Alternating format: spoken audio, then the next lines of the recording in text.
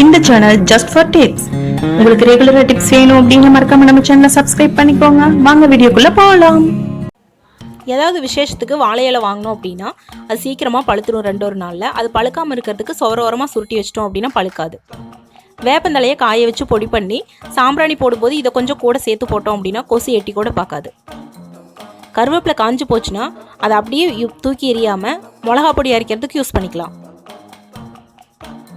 தக்காளியை உப்பு தண்ணியில் கழுவி வச்சோம் அப்படின்னா சீக்கிரமாக பழுக்காமல் அழுகாமல் இருக்கும்.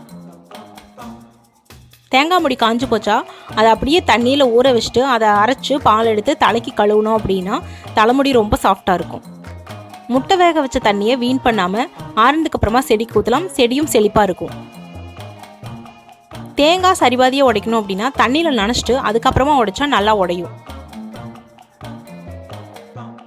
அரிசி அப்புறம் காய்கறியெல்லாம் கழுவுற தண்ணியை வீண் பண்ணாமல் செடிக்கு ஊற்றலாம். நறுக்கி வச்ச வெங்காயம் ரொம்ப நேரம் வச்சிருக்கிறதுக்கு அதில் கொஞ்சம் எண்ணெயை தடவி வைங்க. கருவேப்பிலை காயாமல் இருக்கணும் அப்படின்னா அதுக்கு மேலே ஒரு அலுமினிய பாத்திரத்தை மூடி வச்சிங்கன்னா ஃப்ரெஷ்ஷாக இருக்கும். வெண்டைக்காய் முத்தாமல் இருக்க காம்பை எடுத்துட்டு அதுக்கப்புறமா ஃப்ரிட்ஜில் வைக்கலாம்.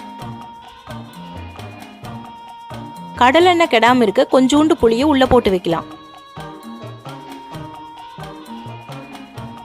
வாழைக்காய் புதுசு மாதிரியே இருக்கிறதுக்கு தண்ணியில் போட்டு வச்சிங்க அப்படின்னா 1 வாரம் வரைக்கும் ஃப்ரெஷ்ஷாகவே இருக்கும். தேங்காய் முடி கெடாமல் இருக்கணும் அப்படின்னா லேசாக பொடியுப்பை அது மேலே தேய்ச்சி வைக்கலாம். இல்லை அப்படின்னா தண்ணியில் போட்டு வச்சுருக்கலாம். 1 வாரம் வரைக்கும் நல்லாயிருக்கும்.